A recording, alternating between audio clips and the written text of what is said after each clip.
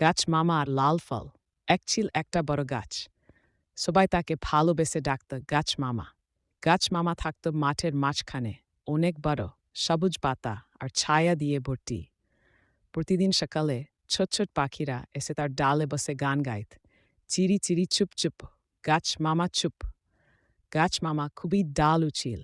একদিন গাছ মামার ডালে ফুটে উঠল এক টুকটুকে লাল ফল। ছোট মৃদু খরগোশ সেটা দেখে খুব খুশি হলো। সে লাফিয়ে গাছের নিচে এসে বলল, গাছ মামা, গাছ মামা, আমি কি একটা লাল ফল পেতে পারি?